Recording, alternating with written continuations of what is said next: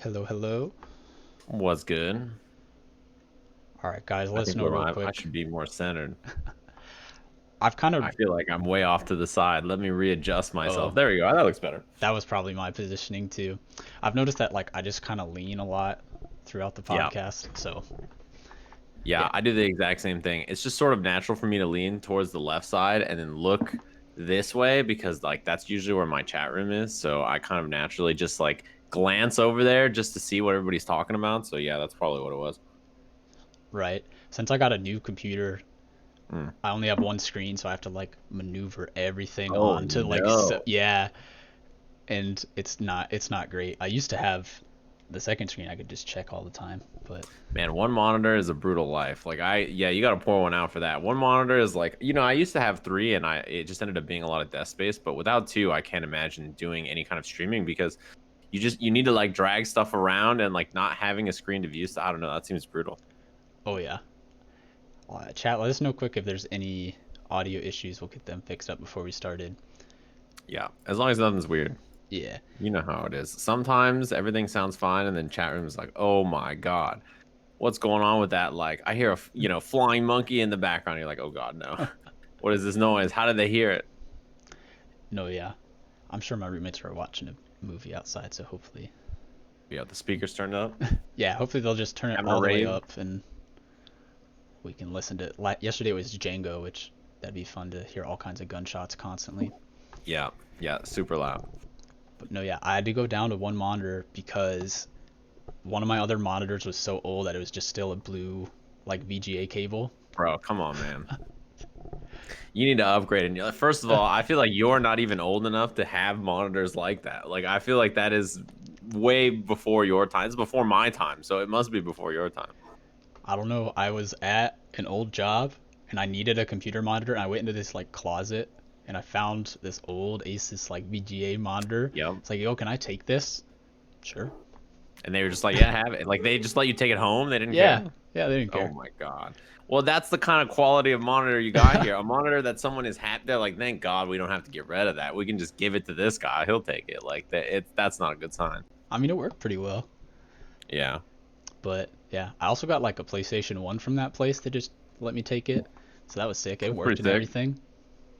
Yeah, a That's, working PS1 in this era is pretty. That's pretty tight, actually. yeah. I'm with it.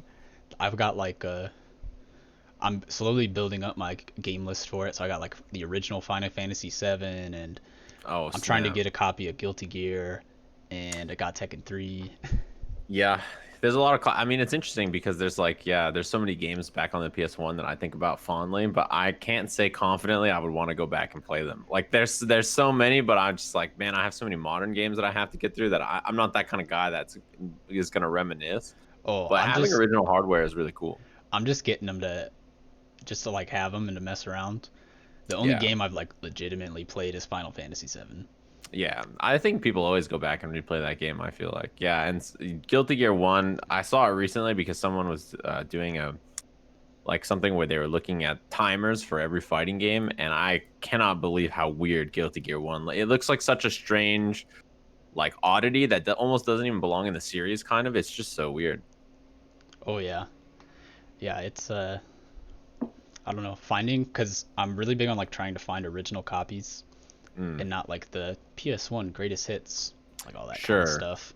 So, it took me a while to find the Final Fantasy one Yeah, and and then like I assume a lot of them, it's hard to find like the cases and like a lot of the it's just like finding the discs that aren't like destroyed is pretty difficult. oh my gosh, I got so lucky. The Final Fantasy came with like all 3 discs in great condition with a manual, with original artwork. Like it was steal of a Dang, you got lifetime, hooked like up. That five is like, bucks. yeah, that's an incredible find for sure. Because like, you know how those games work. Like, I think I took really good care of the PS1 games I have, and some of them were so scratched up. And I'm like, I don't know how this possibly could have happened. But like maybe moving or just like being in the console and getting scratched up. I don't know what happens, but some of these games just get destroyed, and you're just like, well, there it goes. I'll never be able to get this again. Oh yeah, I mean, I think if I taught my younger brothers anything, it was when you have a game disc, you take it out nicely. If you have to set it down, you don't scratch it up and you put it face up. You put it back in the case as soon as possible. Keep everything organized. That's like the best life lesson you can ever teach for sure. I can't think. And then now everything's digital, so you just download stuff and you're Yeah. like, well, Now you just yeah, download and say, I don't have any more hard drive space. What do I do? yeah. You're like, I guess I gotta delete this game, and then like it's just gone. But you can just download it anytime. It's like weird. It's so different from back then when it was such a big deal. You're like, oh god. Right. And then I pull out Final Fantasy VII and it's 3 discs. And it's like, you've completed disc 1. Please switch over to disc 2. Mm-hmm. Man, switching discs. That was such a that's such a funny era to think about having to constantly switch discs. But you know, even these days, like they're doing stuff like that with I guess Final Fantasy VII Remake having a bunch of different parts. So Yeah. they just turned it into like 3 or 4 different games, I guess, or whatever. They I don't mean, that's even the way to know. do They're it. just going to milk the fan base for like 6 parts. And It's even. gonna take 10 years for that to Oh, finish. yeah. Like I don't think people realize it's gonna be 10 years before they see the end of Final Fantasy VII. Like I hope they're ready for that. I saw a joke on Twitter. It was like, man, I just finished Final Fantasy VII Remake Part 12 on the PS9. It was great. Yeah. Yeah, it was so good. I can't wait for part 13. Like it's gonna be like that for a long time. I don't even think the next part's gonna come out until like 2022 or 2023 or something. It's gonna be a long time. Probably not. Square Enix is going to milk everyone just completely dry. I'm switching stuff. All right. I think we can get started. I'm with it. All right. Hello, everyone, and welcome to episode number 6 of the EQNX Podcast. I'm the host, FireWolf, and I am here with Sajam. Sajam, why don't you introduce yourself? Right after Hey, I what's make up? you go in during the middle of a drink.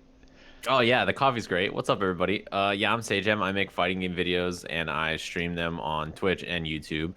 And I do fighting game commentary at events when they exist, which they currently don't because of everything that's going on with COVID. But besides that, yeah, I just do a lot of talking, discussing, playing, teaching fighting games, and some other games generally on the internet. Yeah. So I think one question that I always kind of like to start off with is why you kind of chose fighting games Ah, okay. and how that kind of became the genre you turned to when it came to working in esports. Yeah, it wasn't, I don't even know that it was like super intentional because, you know, I think like most people, I was playing a lot of different things. Like I was playing a lot of shooters when I was young. I was playing like, you know, League of Legends a ton. I was playing like just like tons of different genres of games and like tons of single player games and stuff. And then I just happened to randomly like, you know how these things happen. You like randomly get a copy. Like GameStop used to do this thing where you would buy a game, and if it was like a certain price, they were trying to get rid of their old games that they like don't have sleeves for. Like they only have Yeah. sleeves, they don't have cases. They're just like, if you buy a game that's like $10 or less, you can get a game that's like $3 or less, you know, afterwards or whatever, right?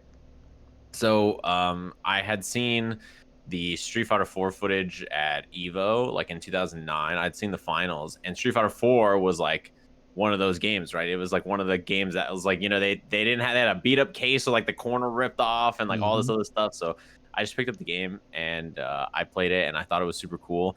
And it got me into playing more and more fighting games. And choosing to play fighting games as like what I did for a living was not intentional. I played them as like a fan and as, you know, as a hobby for a long time when I was making YouTube videos and doing other stuff. But it wasn't really until I got super deep into traveling for them and going to events for them and stuff that I was like, maybe fighting games should be what I focus on for a living. It wasn't really anything I had ever thought about until it sort of just happened, if that makes sense. Right. I think that actually happens to a lot of people from like who I've talked to. But I Yeah. want to jump a little bit before you did commentary and talk about kind of Mhm. when you were a competitor. Uh, could you kind of talk about the games you competed in and just what it was like before you were really doing the commentary side? Yeah, so like I did a video creation. I was like playing games and stuff since 2009 or 2010. I think I got like my first capture card. And I was playing a lot of different games and stuff, mostly Street Fighter 4 and Marvel, and I tried MK. I tried all kinds of different games. And in 2013, I was out of high school, and so I was able to like, you know, go to local events and stuff. And the first game that got me to go out to a local event was Injustice. So I started playing a lot of Injustice 1. And then right after that, in the same year in 2013, was Killer Instinct. So that was like the year that I started going to locals. And then that year, I went to my first major, which was ECT that year I went to, or NEC, sorry. I went to NEC that year, which is the first major I went to. And then the next year, I went to SCR and like NCR and I went to UFGTX that year. It was the last UFGT before, if you guys know Combo Breaker, essentially. UFGT was the event that was Combo Breaker before it. Combo Breaker is kind of like the spiritual successor when the event was passed down from Keats, who used to run it, to Rick, who runs it now, or the Hado. And so I went to that event, and I went to a bunch of different events that year. And I was traveling and competing largely in KI and Injustice. Those are like the two games that I played. And so that year, from like 2013 into 2014, is the first time that I not only went to a local, but I was like, traveling to multiple different events. I have 5 or 6 probably major tournaments around the US. Right. I think Injustice was such a great intro to fighting games for so many people just because Hmm. of the subject and who was in the game. Like that was the Right. first game Yeah. I could get my friends or family to really play from a fighting game side because like, well, we can play as Batman and Superman and fight each other. And then my brother would just spam lasers, but Yeah. As you should, to be honest. I mean, that's the thing is, yeah, even my family, like a lot of them like playing video games, but they don't play a lot of the modern fighting games. But it's always NRS games. It's always like, oh yeah, we got the new Mortal Kombat, and we've just been ripping each other in half, or oh yeah, we just got Injustice, and like, my Batman is like super sick and blah blah blah. And I'm just like, yeah, cool, that's awesome. Like, it's like the one series that they like play and then they like get into based on fighting games. Like, they're never going to be like, oh yeah, I got Guilty Gear Strive and I was watching the footage from Nog. That's never going to happen, right? Like they're always like, oh yeah, I was ripping people in half. I'm like, sick, that's great, let's get into that. right, yeah, if your first game was the Guilty Gear Strive beta for fighting games, that's probably not the Yeah, it's best over. That was your last game as a fighting game fan. First and last game as a fighting game fan, for sure. Oh man. So, I was definitely a spoiled person getting into the FGC since Combo Breaker was like my first tournament just Ah, because of working in esports. I didn't really go to locals, and then Echo Fox just like, hey, you're kind of close to Combo Breaker. You want to go help out with the team? And I was like, yeah, sure. And then I fell in love and eventually like kept getting more and more involved. But I wanted to know more. So you were competing for a while, and then how did yeah. you start making the switch over to commentary? And then what made you eventually decide to go full time? I think commentary is one of those things that I think for most people, especially in that time period, you sort of just did because no one else was doing it, if that makes any sense. So Mm-hmm. like you'd be at like an arcade or something, or like wherever your local was. So mine was at Super Arcade, and there's just no one talking about the game, right? So there's like a stream, and there's like a stream runner, and there's just nobody commentating it. Like there's no one sitting there who like cares or knows about the game. So you just kind of like look around, and you're just like, hey, can I get on? And they're like, sure. So you just get on and you do a bit of commentary, and if you're not bad, they'll let you on again the next time, right? So for me, I'd already had a lot of practice like in public speaking and stuff because of the videos I was making. And so like I did a little bit of commentary for other games. Like Ringe dragged me on to do Marvel. And so like I had kind of been familiar with other stuff. So when they started doing more Killer Instinct and they started doing Injustice, I was like, okay, well, I'll do these games and do a bit more commentary. So I was doing a little bit of both. And I think there came a point probably around in maybe 2015 where I was like thinking about which one I wanted to do, and there's more and more events where like I had an opportunity to commentate and I had an opportunity to play. And I always feel like when I do both at a tournament, I do both worse. You know what I mean? Right. So like if I'm playing and commentating, I feel like my play is worse, and I feel like my commentary is worse. So there was just like a few events where I was offered commentary jobs, and it was like the first time I had been offered jobs for commentary. They're like, hey, we're gonna pay for this, we're gonna pay for that. And so like I was thinking about it more and more, and I was like, I love competing and I love playing fighting games, and I will still do that. But at the same time, if I have to pick one, I think that there is less people that are doing commentary the way that I want rather than playing. You know what I mean? Like as much as I enjoyed playing, I'm not the best player on the planet, and I'm not going to be the best player on the planet. So like if there's something that I'm interested in pursuing, I like both things. Commentary just felt like a natural thing, and it was something that I love to do because I had already at the time I was like coaching wrestling, and I was making YouTube videos about like teaching and tutorials and stuff. So it just felt like a natural transition to go and do it. And there's still times even in like 2016, 2017 where I would enter tournaments for fun and stuff, but it wasn't really ever like my goal after that to play very serious. I just did it when I wanted to or when I thought I would enjoy it.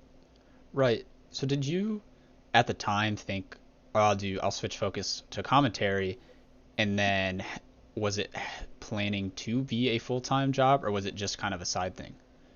It was still kind of a side thing until I think I was doing it on the side for fun. It was like extra income and stuff in 2015. And in 2016, around April, there was like an event series that offered myself, Steve, and Rip commentary like once a month for like 8 months or something. Right.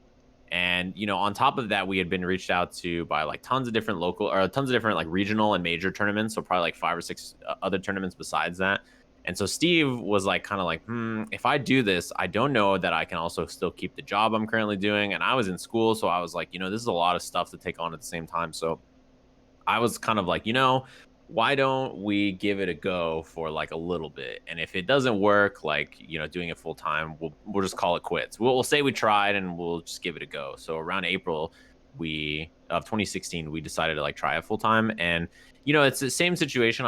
I assume most people are like, you don't really realize it's ever going to be full time until there's so much stuff that you don't really have time for anything else, right? Like it has to become full time because to do it, you have, so much time and effort that you're occupying doing whatever this side thing is, that it just becomes your job sort of unknowingly and unwillingly, right? Like it's just sort of like, oh God, I guess this is my job now. Right. That seems like a natural progression, just constantly increasing the workload till you just can't do anything else. Yeah. And it's enough money to like be your job, right? Like it replaces whatever was creating you income before. You're like, oh God, this is like enough that I can, think about this as my job now. Right, and I think that can apply to a lot of jobs in esports. Mhm. People kind of do it on the side or for fun, whether it's competing, content creation, kind of anything, and eventually they get to the point where you've been so successful and you're working so much that you can make it full time.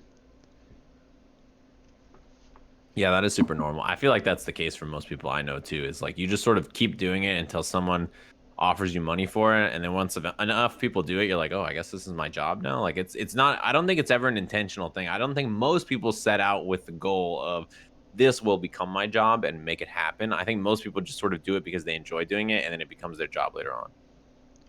Right, especially for some older uh, players and commentators. But like I think about myself right now, I'm graduating in a week, and Yeah, you're a young now man. I'm purposely looking for esports jobs and for esports Yeah. opportunities because it's grown so much to the point where that's a possibility. Hmm. Unfortunately, not as many of those are in fighting games, Yeah. especially with the lack of events this year. But it's still like that growing field. More people are planning on it being a full time thing. Yeah, like when I was a kid, it was not a job that you could just. Even when I was like out of high school, it was not like a job people pursued full time. You know what I mean? Like it was not really something that most people did. It was like a side gig, and it was still a pretty young field at the time. So like a lot of people were like, not aware of what was going to happen with it or anything like that, and it just continued to grow. So yeah, for me, it was just a side thing. Like people had started to grow pretty large like YouTube channels around that time, maybe, but that was like maybe the only avenue. Like Justin TV was like not even around until like maybe a little later, and then it turned into Twitch and everything. So. Right. So you mentioned working as like a wrestling coach. Hmm. So having worked in some traditional sports as well and having been like around wrestling, I wanted to know if there were any lessons and stuff that you learned while working as a wrestling coach that you've applied to your work in fighting games. Yeah, definitely. I think a lot of the lessons about teaching, right? Since as a coach, it's a teaching position, right? You have to come up with like plans and strategies and ways to teach things so that the people you're coaching can like pick up on it and it'll make sense to them.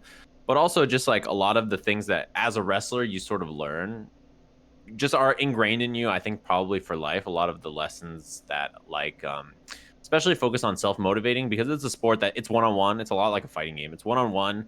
There is no excuse on anybody else when you lose. Like it's just the responsibility falls solely on you and your like mental and physical ability, and how hard you train and care about the stuff that you're doing will impact the way you perform when it's like a live event. You know what I mean? And the same kind of way where in wrestling we would travel to tournaments and travel to events all the time. It reminds me a lot of what fighting games are like. And so the biggest thing that I took away from wrestling, probably besides just coaching, was the work ethic of wrestling is such a brutal grind to just fight to be the absolute best, like the best person at your weight, the best person in your room, the best person in your region, the best person in your state, the best person in the country. You know what I mean? Like it's just it's an exponential growth that you can see going up and up and up. And like you choose how much effort and time you want to put into making it a focus and a priority. And if you don't care and you're competing, you're just going to get beat up, and it's going to feel really bad to just get absolutely clobbered over and over for weekends and years at a time, right? So similarly, like that kind of work ethic that was drilled into me from that has never changed. It's always been something that it's super easy for me to self motivate and super easy for me to just like set plans of attack and just go after it and make it happen, because if I didn't in wrestling, I would just get beat up. And I think that kind of like mentality has really helped. And not only that, but just a lot of the kinds of things that I learned being a wrestler and then teaching wrestling or teaching anything like that, it definitely applies. And even when you're like not a coach, if you're a wrestler, when you have like training, like practice partners, essentially, it's very similar to fighting games in that regard. Practice partners or training partners that you work with. And a lot like fighting games, you know, when you guys play like a fighting game together, you take it serious and you try to improve and stuff. It's the same thing in wrestling. You know, you want your partners or whoever your training partners are to be the best that they can be so that they help you get better, right? It's a very similar mindset in that. So I think there's a lot of comparison points between the sport and fighting games, especially. Yeah. Right. So you talked quite a bit about like the similarities and kind of how things fit together. So when it came to like teaching wrestling versus fighting games, what were some of the major differences that you've had to deal with? Yeah, I mean, in wrestling, like especially when you're teaching stuff in wrestling, you're there in person, right? I'm not doing wrestling videos online or something. You're there in person, and you can literally walk up to someone and just like grab them and be like, "Hey, your right hand should be here, your left hand should be here. This is how you do this thing," right? Or like, "Hey, you do this, you do that." Like, you know what I mean? It's like a much more like hands-on kind of thing where you can be like, "Hey, you know, the kind of pressure you're applying should be like this. This is how the move should be. All right, try it 10 times in a row," right? It's a very different, like a very hands-on repetition style thing that you can just do over and over. And in teaching people online, like it's a lot of the things about fighting games are more abstract, and you can't say, "Hey, your opponent should be in this exact position, right, at this exact time." Like, you know, the kinds of things you teach are a little different. So I had to be a bit more creative about coming up with clear, concise examples for people to demonstrate it. And at the time, you know, if I went online and typed in wrestling tutorials, I'd find a ton. But Hmm. if I went online and typed in like fighting game tutorials, there's not nearly as many. So I would have to kind of theory craft my own ideas about like how do I even teach people this kind of thing, especially because I don't remember how I learned it. I just sort of know that over time I picked up many different things playing fighting games. So it was kind of like, you know, a method of like, what did I struggle to learn when I was learning, and why did I struggle it, and what would have made that process easier. And in wrestling, you know, I had direct coaching the whole time. It was, hey, this is the move you want to do here. This is the move you want to do here. I can look online and look up some move and try it and bring it back to a room and like test it, right? And so that is similar in fighting games in some way, but very very different in other ways, I think. Right. Like you made the example of moving someone's hand to be in the right spot. Yeah. And that just made me think like when you're teaching someone a fighting game, you can't go up to them and when you're teaching them a combo, be like, all right, you need to hit the button right now and then like push their finger into Yeah, it. I Like can't that would grab their just, hand and do a quarter circle and then be like, "There it is, you got it," right? Like they have to figure this out on their own. You know what I mean? Mhm. I can't be like, "Put your hand here and hit this button." Like, I mean, it's not quite the same. It's a similar idea, but it's not quite the same for sure. Right. So when you're teaching people like wrestling or fighting games, like you can obviously be teaching them how to do a very specific thing. But one thing I've Yeah. also seen in your content is basically teaching people how to learn on their Yeah. own. So, what are kind of some of the challenges you face with that and really just going about showing someone the way to learn a fighting game?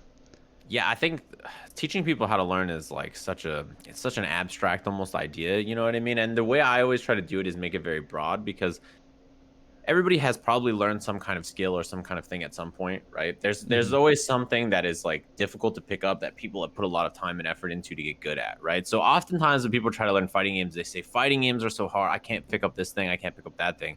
And I'll be like, okay, well, what do you do besides fighting games? And they're like, oh yeah, I'm in an orchestra. I'm like, bro, you play an instrument. Like, think about playing an instrument and how difficult it is to learn an instrument and learn all the many different things. That's a skill that you've built over time. And so explaining to people that fighting games are like all things are about teaching yourself how to learn. And once you understand how to learn, learning is just a process that you do in the same kind of way for any skill you want to learn, whether it's a language, an instrument, you know, fishing. Like, it could just be anything that you can think, pole vaulting, right? Like underwater basket weaving, whatever skill you want to like learn. you learn it in the same kind of way every time, and it's the same kind of learning process of applying stuff, trying things, failing miserably, readjusting, trying things again, learning from different sources, getting inspiration from different places. It's a constant kind of like thing where you start with like my favorite thing to think about is like Katamari Damacy. I don't know if you've ever played it. You start with this like little ball and you just keep rolling, right? And you pick stuff up. And sometimes you run into something where you just can't pick it up. You just bounce against a cat and you're like, damn, I can't pick up this cat. I can go pick up that thumbtack over there, but I'm not quite big enough to pick up this cat. And once you pick up like 1,000 thumbtacks, you have this big old Katamari. You see that cat and you run it the fuck over and you just scoop it up easy peasy, right? That's what learning is like. You have a tiny little thing that you start with, and over time you're picking up little skills, and eventually the kinds of things you become able to pick up very quickly are large concepts or difficult ideas that you can just sort of naturally, add to your collection of stuff. But in the beginning, it's like small, in a fighting game, it's just figuring out what button does what. What do my buttons even do? Like, it's such a small thing. It's like, is this the light button or is this the light? I don't even know what button does which. That's where you start. And, eventually you think about the kinds of things you can learn later on. You're like, wow, I've really learned so much. And even as, somebody who's like, you pick up a million different things and you just feel so bad. You're like, oh, I missed my cross-cut uppercut to beat this thing. I'm so bad. It's like, dude, like a year ago, you didn't even know what the buttons were. Right. Like, yeah, you have to give yourself some kind of like frame of reference, right? To remember like where you were. Well, and I just think of like every FPS game, if I picked up a controller and started playing an FPS, the same button's going to be shoot, the same button's going to be aim, the same button's probably going to be reload. But when you go to fighting games, almost every single game has a different button layout.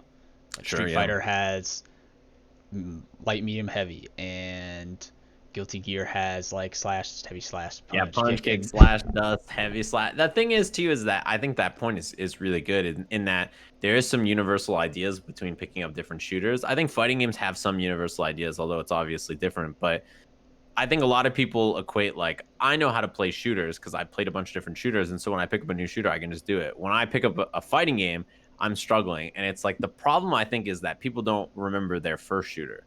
The one where they're like staring at the controller and they're like, which one of these moves me? And this one also is aiming?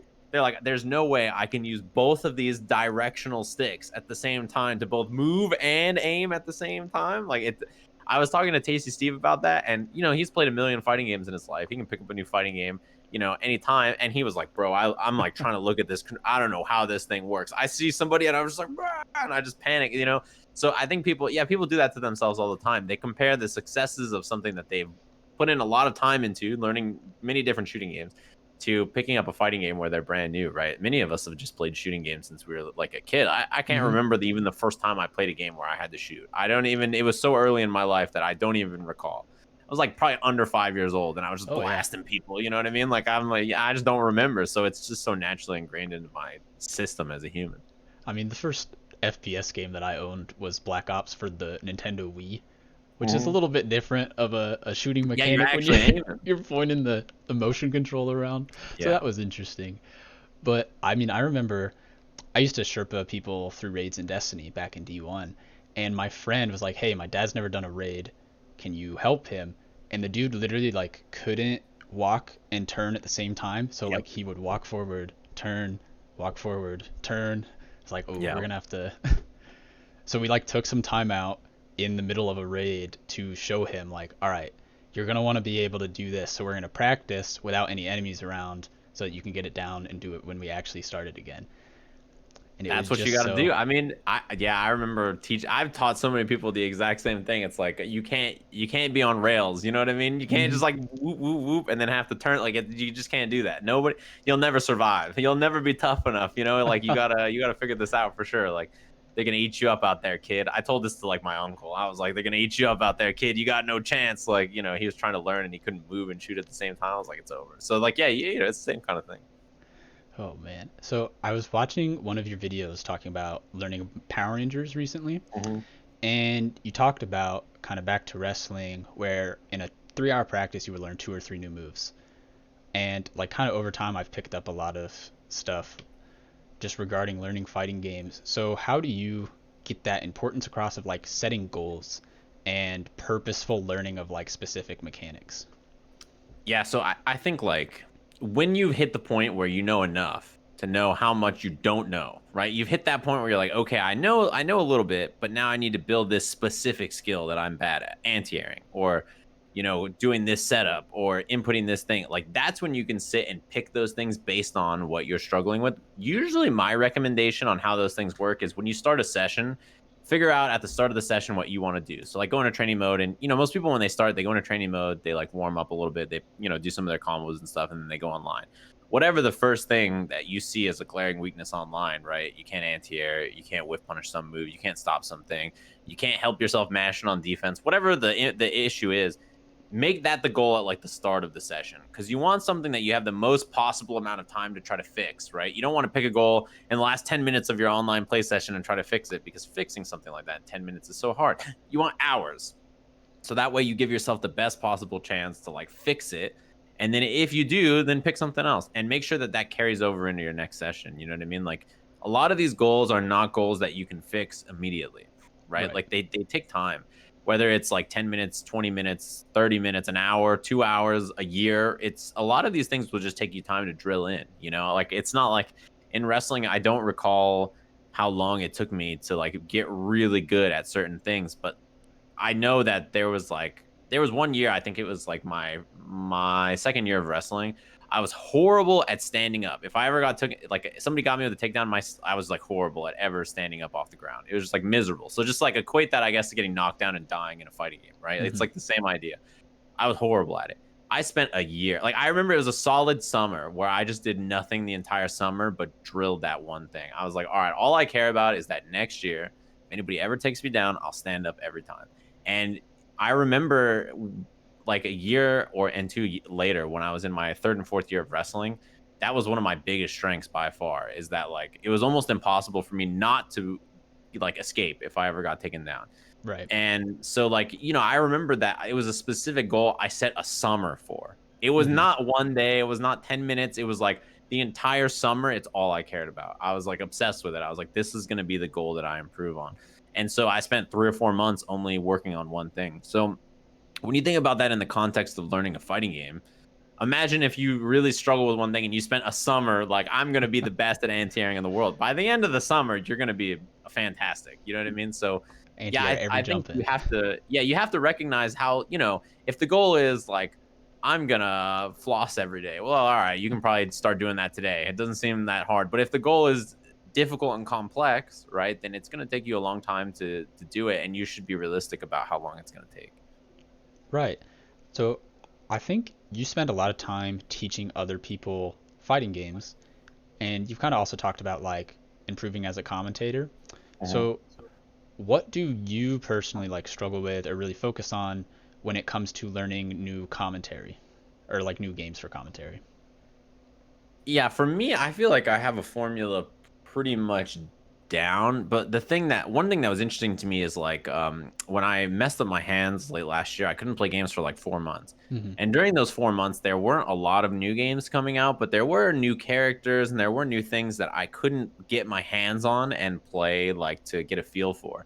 And a lot of about commentary is understanding not only how things work on a mechanical level, but understanding the feel of the match. Like, so as a commentator, you can see, right, if this character's far away, he's better than when this character's up close or something, right? You can see that kind of stuff, but like, what are the specifics of what ranges feel comfortable? They feel scary. Like, where are your options, feeling terrifying as a player? Or what does that moment feel like? Or why does this player do this one thing? I think stuff like that is hard to explain unless you put yourself in the position yourself. So I had to think a lot about how to get those feelings or understand why people are making decisions like that seem surface level or easy while only watching and not being able to play. So that's like a skill that I was working on late last year and early this year. And now my hands are okay. I can play again. But that is definitely something that I had to work on. And, as a commentator, there's always new stuff that you want to pick up and improve on. Like, one of the first big ones that I realized was that my commentary was too flat in 2016. So in 2017, I did a lot of figuring out how to make it less flat and make it more exciting. And then in 2017, I accomplished that. And then I realized I was really bad at big moments, right? Where like somebody wins a tournament and I'd be like, well, B1. And like, that's bad, right? You don't want that at all. Like, you want it to be like, oh my God, he wins the tournament. He's your blah blah blah, EQNX Podcast champion. He's gonna take home all this money. It's the greatest moment of his life. Like, you got to really sell the moment. So Right. I worked on that, and then in 2018 I worked on like taking long bits of analysis and figuring out ways to squish it up. You know what I mean? Like, make it super tight, super concise, because I was doing rather fast-paced matches, and I wanted to make sure that my analysis wouldn't take too long. That was a pet peeve of mine. So I worked on that, right? And then in 2019, I always set new goals, and those are things that I wanted to work on too, was making sure that I took other things that I had done in my commentary and didn't forget about them. So one was bringing back like a sort of style of description that I was doing in matches to describe players, like little bios that gave some insight into their style and stuff. I wanted to make sure that I sold that more. So, like, every year, depending on how my commentary goes in like the first month or two, I usually set goals and make decisions about how I'll try to improve it for the rest of the year. And so for this year, it's been really interesting because there hasn't been any events. So I haven't really had as much time to commentate and really think about my commentary as much as I usually do. But on my stream, I do the same kind of analysis and I do the same kind of commentary and everything. So, it's just a constant thing where you listen to your stuff and you think about what's good and what's bad and what's reasonable to change. And the large goals that will take a long time to change, you just kind of have to be like, okay, well, I'm going to have to try to improve at this for a long time. And once I do, it will be worth it. But for a while, it's going to piss you off when you can't get it right. You're going to be frustrated that it didn't quite like turn out the way you intended or wanted, but that's okay because it's working towards a goal where eventually you'll be at the spot where you want to be. Right. And this year's definitely brought an interesting challenge with a handful of online events. Mm-hmm. And like, I watched the Extra Life event you did with Power Rangers with Ringe, and I was kind of curious how you went specifically about that event, and for like a game that you really didn't know about, you hadn't played before, how did you deal with commentary for that? Well, generally my answer would be just prepare for it. Like, go and learn whatever game you're going to do. But for that event, I had no idea. Like, so the event was supposed to happen offline in April, and then it got canceled, and I didn't know it was going to, like, we didn't know it was going to shift to online until pretty late. And so my intention was to learn Power Rangers before the event, because I was like, okay, Power Rangers is going to be there. I'll learn Power Rangers before the event. The event gets canceled because of COVID. So I think, well, I'm not going to learn Power Rangers now. I'll learn it when I feel like it's a good time to learn it. And then very last minute, the event got happened. It's like, oh, it's happening, guys. They just get the call. Hey, guys, it's happening now. We're going to do it, blah, blah, blah. Cool. And so for that event, I had no idea I was even going to do that game until it was like kind of there. You know what I mean? And I didn't even know what games on the list I was going to be working on until kind of very late. So it was one of the few times where I didn't have a lot of prep time.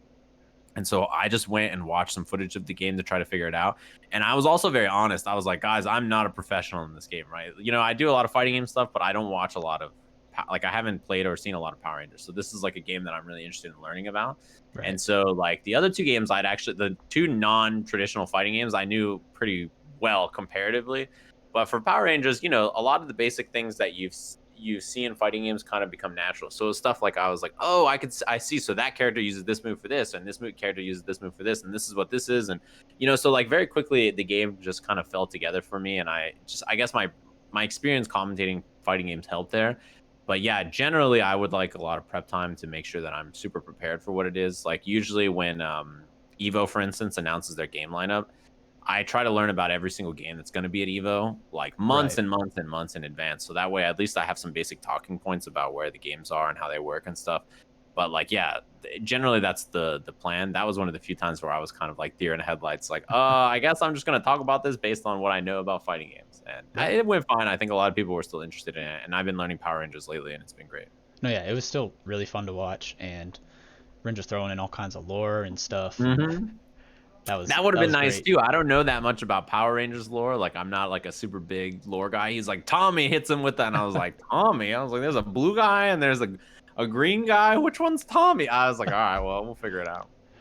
I think that's honestly just like a general fighting games problem. Does anyone really like go into the lore of a fighting game that much? Yeah, I don't.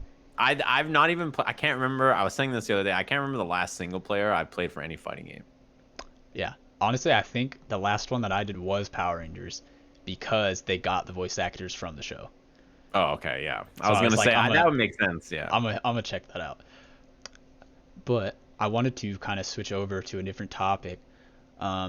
So being a commentator, content creator, and just kind of a general influencer in fighting games, how have you? I mean, obviously everyone has been part of like the rollback fight Yeah, waving the or banner working for on it. sure. Yeah. But how do you approach using your platform to kind of help share your views or bring up controversial issues? I don't do it that often. Like, Right. I'm not somebody who's like, some new thing comes out and I'm like, all right, guys, like, we got to fight for this fight. You know, and I Uh-huh. don't usually get involved in a lot of, especially just like drama stuff. For me, my interest in fighting games is largely the games themselves and like the community around it. I love, but I'm more focused on like the technical aspects of the game, and my time and energy is often just focused on that. I think Steve and I are similar in that aspect. Like, you'll never see Tasty Steve ever comment on any drama. I comment more than him, and I don't comment very much. Like, he Right. does not care at all. Like, his whole life is like he loves video games, and so he just like is excited around it. Like, we're both very similar in that regard. So like when I talk about stuff like rollback or netcode being bad or features being bad, it's stuff that I really care to talk about and I think has a decent impact. But like, yeah, as far as like direct drama goes, I almost never engage in it unless I say something that's like a meme or like a joke or something. But I Right. don't really ever engage in that kind of stuff. But as far as like issues within like, fighting game devs this or like, something that I really want to change like netcode or something that really I think is important to talk about and educate people about that I care about is when I get involved. And netcode is definitely a big one just because I think a lot of people that play fighting games like lack perspective of playing other genres. I play so many other games all the time, like BRs and shooters and card games and MOBAs and all this other kind of stuff. So like maybe they don't have quite the perspective of what the other genres are like. And so that's kind of when I'm like, guys, there's a whole other world out there. And this world is like compared to us looks like a utopia. So like, it's worth discussing some of the merits that are going on. Right. And I think general drama and asking for improvements to game and community are They're pretty clearly different. Yeah. different Yeah. subjects. Um, so I think there like obviously are clear benefits to having rollback and stuff, but and this may be a stupid question, but have like you had to deal with any negatives to you or your career while like constantly pushing for rollback or like bringing up other issues like that? Yeah, for sure. I mean, there's like nobody's ever happy when you're like, this company should really be doing this better. That company's not like you're right. Like they're always just like, what's this guy's problem? So like, yeah, for sure. I mean, there's definitely pushback sometimes, and you get like, people who aren't quite happy with the way you talk about stuff. But I always try to be like realistic and not like flame anybody who doesn't deserve any flame. You know what I mean? Like Right. you just try to be like, look, this is what people want and this is what people care about, right? And so yeah, obviously the other thing too is there's anytime anything comes out with rollback, like there is like so this is like a theoretical idea. If Guilty Gear's rollback comes out and it's bad, I'm gonna get roasted Oh yeah. forever. It's not my fault, obviously. Like I have no control over whether devs do the proper implementation of rollback or not. But if a game like switched to rollback and then the implementation was bad, the amount of people who are gonna be like, "Boo! This is Sajam's fault." Boo! Instead of like actually blaming anybody who worked on it, like I don't know why that is, but that's just kind of like one thing that I thought about. But in general, it's just people who like they kind of like meme. They're like, "Oh, you're the guy who always talks about netcode all the time," blah blah. So that's like all it is, and I'm like, yeah, I guess that's me. I talk about netcode. Like, it's not really like a super bad thing. I'm like, it's. I didn't fight for anything that's controversial. I think like Right. it's like a lukewarm take at best. So for that reason, I feel like it's like fine. I'm not like over here waving the banner for some silly thing. It's like pretty easy to be like, yeah, online play should be good. I think. Right. And I think I remember this all kind of started from like watching the international and just like Mm-hmm. wanting general improvements. Did you expect this issue to grow to the level it did based on that Absolutely not. first? Yeah.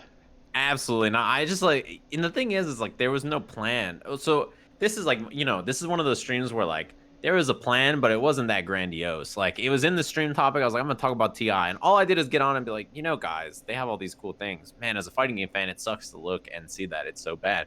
And all I had was a list in my mind of like 4 things that I wish fighting games had, right? So I was just like, yeah, I wish that these 4 things existed, and that's it. And then that video got posted, and people just like they just flocked to it and were like, Uh, yeah, like, and I was like, oh god. So then I started doing more and more research, and I was like, okay, so if I'm going to talk about this, people want me to talk about this again, I should probably be slightly prepared. So that's when I started talking to like, friends in the industry who've worked on rollback or other games that have GGPO and stuff to like be like, okay, what should I not say and what should I say and like what's true and not so true. So then it became one of those situations where like something I brought up sort of as like a random tangent in a stream topic got really big. Even if I have netcode in the title of my stream, I will gain like 600 extra viewers that day. Just like naturally. It's just like people Yeah. are like, oh, netcode. Like it's created such a phenomenon about it. And it's like, yeah, I don't want to ever just talk about it for no reason either. I want to make sure that like if I'm going to talk about netcode, it's because there's some interesting netcode topic that came up or, some game added something or, you know what I mean? It's got to like make sense. But yeah, I think like there's a fine line there where like, the video exploded. And so I could have just talked about netcode for like 10 weeks straight and done all that stuff. But that's not my intention, right? I mean, just, like, okay. at that point, it would have been overdone if you just talk Yeah, about it for sure. constantly. But yeah, you're not just sitting in your room like with an evil master plan of I'm gonna bring it up Yeah. in a video and then it's gonna blow up and then I'm gonna Yeah. gonna I push had the no idea it was entire. going to get that big. It was such a random thing to get that big too. It's Mhm. like before that, I was never the netcode person. You know what I mean? It's not like I planned. I was like, you know what, I should be the netcode person. Like that was never my like intention. So I was like, oh, okay, I guess it just happened. I'm gonna just roll with it. Right, and I was actually kind of thinking about this, and we heard people play fighting games and they talk about bad connections all the time, but Yeah. up until that point, at least from my end, no one had ever really brought up a realistic solution to like improving it I across see. fighting games. And I think that could have kind of influenced it, where someone with a decent enough platform finally said like, "Hey, there is a way that's already been implemented that Right. could improve all games and like we should push for this for a reason." Yeah, I guess that makes sense too. It's one of those things. I realized it when I was talking about it. A lot of people didn't even know about rollback, or they didn't know the strength, like what it does differently, right? Mhm. And like why people would get behind it. And so when I did all that video, like I did the video about it and we talked about it, there was obviously like that kind of moment where a lot of people were like, "Where can I find out more information about rollback?" And I was like, well, there's not that many places. Like, there's not very, especially digestible Right. breakdowns of what rollback does. Like, you could link them. Like, there's like a GGPO paper that was written, and like it's really interesting and fascinating, but it takes a bit of like digging into, right? Like, it's not like a surface level piece on netcode. It's like you really have to get in there and think, like while reading it, like how does this work? Oh, okay. And like if you don't have a mind for it, I think it's like especially confusing if you don't understand how it works. So then that ended up leading to the netcode article that Infil wrote on ki.infil.net. And I think Right. a lot of the intention behind that article was like he and myself and many others were like, I wish there was like a really easy resource to push people to that was like, how does rollback work? How does delay work? What are the strengths and weaknesses of both? And so he wrote this really incredible article that he put so much time into. And so that became another great resource to be like, hey, everybody, if you care about netcode, this is a great place to go and find like rather digestible information about it compared to many of the other talks and stuff that have kind of been out there that are like more focused on devs or like programming and like maybe not as like pointed towards just general FGC fans who don't know the difference. You know what I mean? Right. Yeah, and I think like at least to me it sounds very similar to commentary, like creating that way for people to understand such like complex interactions and topics in ways that Right. make sense in such a short amount of time. I think it's definitely like a comparable thing where like you want to explain something that is rather complex in an easy way. Hmm. It's like why as a commentator it's sort of you sort of try to always come up with this kind of stuff. It's why when I was teaching people how to learn, I came up with like the Katamari Yeah. example, right? It's like little things that it makes it easier for people to realize what you're even trying to do. And it's not something that even happens on purpose sometimes. Like you try to think of examples and sometimes they're just bad. But like that stuff like that will come up just naturally when you talk about something a lot because somebody in the chat will say something or you'll think about it like some other way. Or I'll be at the airport going to combo breaker playing Katamari on my thing and I'm like, you know what, this is kind of like, you know what I mean? It's just like you get these random strokes of inspiration.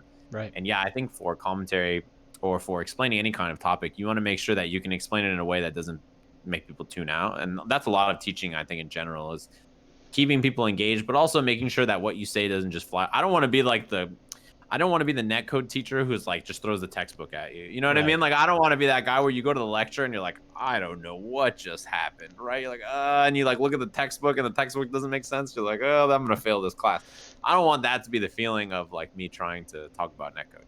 Right. So a little bit earlier you mentioned kind of actively participating and watching a lot of other different games and esports.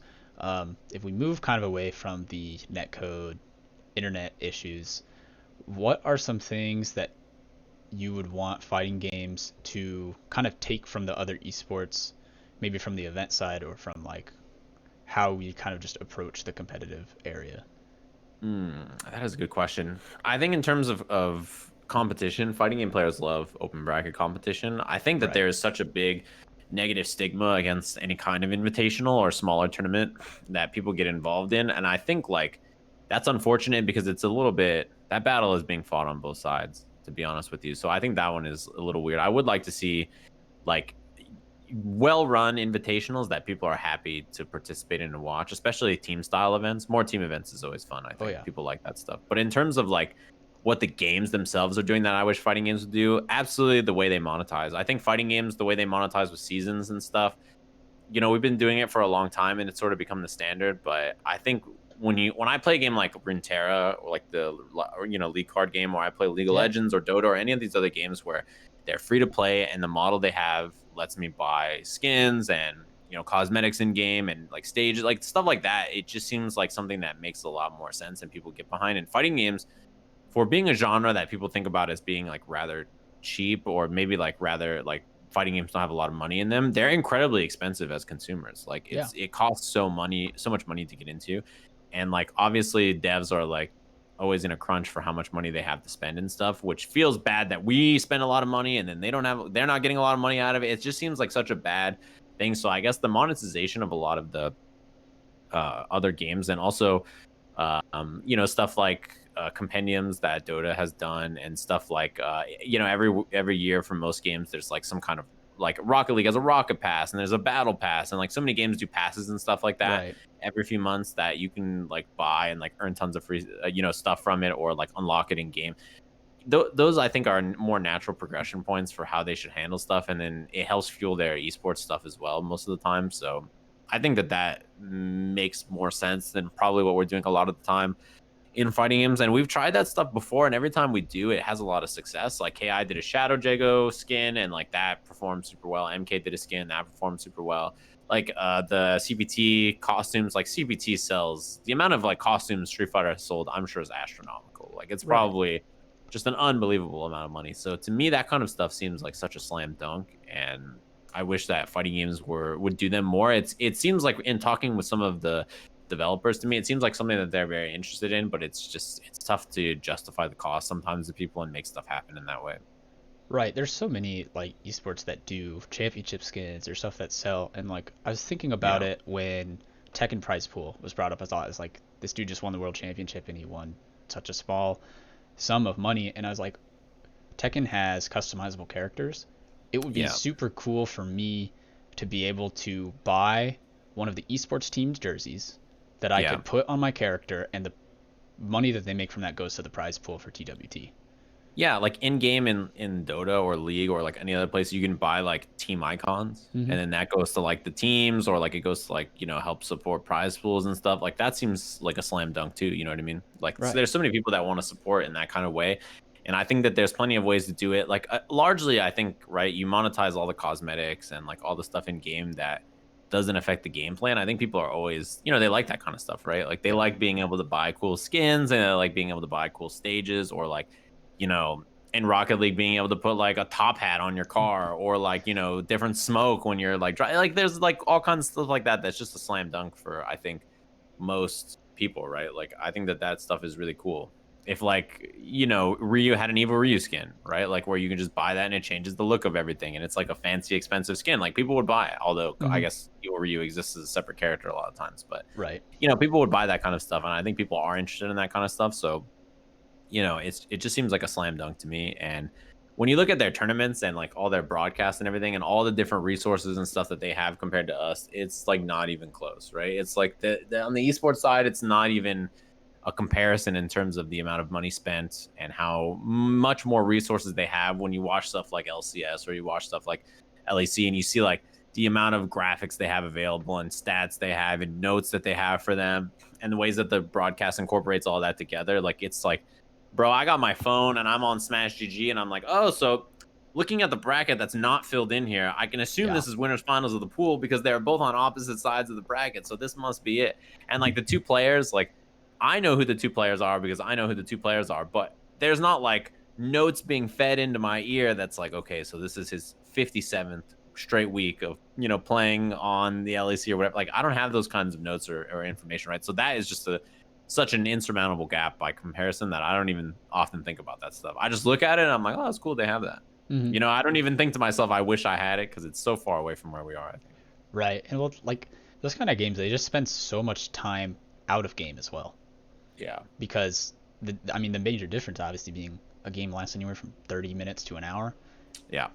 And then you have a 20-minute break and then you do it again for fighting games are spoiled in how we handle our content for sure. Like in an hour of fighting games, there's like a 6-minute break and that's about it. And every other minute of the broadcast is us having a match or finding a match, right? It's like have a match set up for the next match, have a match set up for the next match. It's like it's very quick. Like in other games, it's like, they have like an analyst desk, so that takes up some time if you just want to watch pure gameplay. They have like other segments that they're doing on the stream. They have interviews and stuff. So all of that is cool and it adds to the broadcast in many ways, I think. But like if your goal is only to consume matches, fighting games are probably very good for that, I think, in terms of how our tournaments are set up. Right. So have you ever considered commentating any of the other games, or what in general is keeping you within FGC commentary? Yeah, so I've been asked and I've talked about or entertained doing other games many times. It's just I don't have like an attachment to fighting games that is so strong that I wouldn't break it. Right. But I only would want to commentate something I really want to do. So like I've had other offers for games that I've been big offers and they're like for rather large franchises and stuff, but it's not been like a game that I was like really personally excited for, you know what I mean? So like if the game is right, if some shooter comes out and I love it, or if some card game comes out and it's like my favorite thing ever, like if I was asked to do commentary for it, I would, right? Like, if Right. I'm interested in doing it, it's not that I would not want to do fighting games. It's just like there are games that I'm interested in that I would want to do. So like, people always ask me what I would want to do. And so like there have been times where I was super invested in MOBAs and I was Mm-hmm. like, man, I'd really like to do a MOBA. And there's been times where I've been super invested in card games. And so like if, that card game had events, I would love to do it. Right. So for me, I feel like it's just largely the right game. Like for fighting games, I love so many different fighting games. So I'm always down to do it. But yeah, it just has to be the right game and the right amount of attachment for whatever I'm doing. Cause I'm in a position where very thankfully, like I just do what I want to do. And so like, that's what I do for a living. And so to do something I don't want to do would be like, it has to be something monumentally life-changing for me to even consider it. And most of the time then it's still probably a no. I just want Right. to focus on the stuff that I think is cool. Right. I think that makes sense, and luckily you have that opportunity because Yeah. Not everybody does, many for sure. there are so many fighting games that are fun to watch, are fun to listen to people talk to play, fun to listen to commentary, which I think is something we're lucky. Like if you look at MOBAs, there's Dota, League, and then I guess like if you want to watch Heroes of the Storm or something, but the stuff for that is just so hard to find compared to turn on Twitch and Riot Games is there on the front page with their world championship in some Olympic stadium. They got a bajillion viewers. Everybody that's ever even heard of it, it's like, oh yeah, I'm watching League of Legends, right? It's like, yeah, they have just so many people tuned into it and stuff. And the other thing too is like you have more, I think, especially in fighting games, maybe not especially, but there's access to a lot of our commentators in the sense that a lot of us stream and we're on Twitch all the time and you see us at events. So there's like a more personal way to like chat with us than other people. Like if you go to an esports event, you will probably not see the commentators unless they're like walking to where they need to be. Because once they make it to the production area is where they work. It's where they get like all their catering and their food and everything. It's where they have all their stuff. There's like a backstage for them to go, and then they leave at the end of the day. So like, unless they set out specific time to do something, like they're there. When I'm at a fighting game tournament, I'm just in the crowd. I'm just chilling, right? You know what I mean? Like I'm there, right? So there's more access to us, I think, than many of those other events, and it's just by the nature of our events and the kind of stuff that we do, I think. And I think that's such a great thing for people to have, though obviously sometimes people don't have the best discretion is when they go up to a player or commentator, but I mean there's not much you can do on that side if people Dude, I are lost gonna a be. fan. I got -1 true fan. I was on commentary at some event, and some guy walked up to me and was trying to take a picture with me while in the middle of a match. Oh my And gosh. then I was like, hey, bro, I'm commentating. And they like shoot him away. And he was like, I'm mad that you didn't take a picture with me. Like he was pissed about it. And I Oh was like, man. -1 true fan. There he goes. I lost him. It was like 2016 or something like that too. I was like, all right. It was super funny. I was like, bro, you got to know what's going on. It was the middle of a match. I was like, all right. Some people are just not like paying attention to what's going on. I think of No. like sometimes that I'd be working a football game or something in the fall, and the players would be like going out onto the field, getting ready for the game, and some mom is like, take a picture with my kid as they're like starting the game. Yeah. It's like, lady, you don't have time. This is not the right place, not the right time. Like, somebody Oh get somebody's man. mom off the field. Like you gotta just get out of there. You're like, all right, it's too late. I mean, But luckily, yeah, most of the time people are always really cool about it. And like for big events where it's hard to run into people, I do feel bad because a lot of the times people will be like, I tried to find you at X or Y event and it's just so busy that I didn't see you. Like people will tell me the only time I ever saw you at Evo, you were running across the ballroom. Like I get that almost every year. People will say the only time I ever saw you, you were like hustling across the ballroom. And I'm like, yeah, if you see me hustling, you should still ask because the answer is either sure, real quick, we can do one, or no, I gotta go to commentary right now. Like, yeah, right? I'm like, you know what I mean? Like, it's one or the other, and that's might be the only time you see me. So for Evo, like the last 2 years, I've tried to do like at least an hour or something where I'm at like a specific booth or something, right? Where it's like, okay, you Right. guys want to come up and talk and say what's up? That's like a good place to do it. But like, for so many people, it's difficult to come say hi because there's just so much going on at an event like that. So that's why I think like I'm happy to stream and answer questions and talk with people and stuff for that reason because I think it makes it easier to connect and say what up. Especially, I mean, this year there's no events, right? So Right. you won't see me at Evo this year. Like Evo is going to be online, so if you want to say hi, you got to say hi in my chat or somewhere else. Yeah. And well, we don't have events, but there are ways for people to find you otherwise. So why don't you tell everyone quick where they can find you online? Yeah, you can find me at Twitch and Twitter at Sajam, Sajam. And then my YouTube, if you type in Sajam, it'll come up. But my YouTube URL is Superman Sajam because when I made Sajam on YouTube, it was a 6-character requirement. And Sajam is 5 characters for some reason. So I didn't want to make it Sajam X or Sajam Swaglord 420. I was like, all right, I'll just go with this. So yeah, you can find me in all those places there. Like always, I tweet occasionally about stuff other than my stream, and usually it's like dog pictures or I'm flaming people for being rude to their villagers in Animal Crossing or Yes.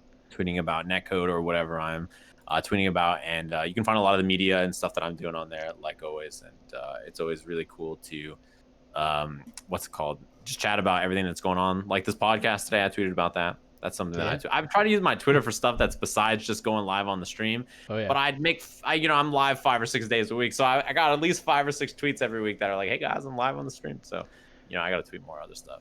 I feel like I was better about that, and now I'm worse about that. So it's that's another goal I'm setting. I got to stream. I got to tweet more about stuff other than my stream. It's a struggle. Finding stuff to tweet about for me is near impossible.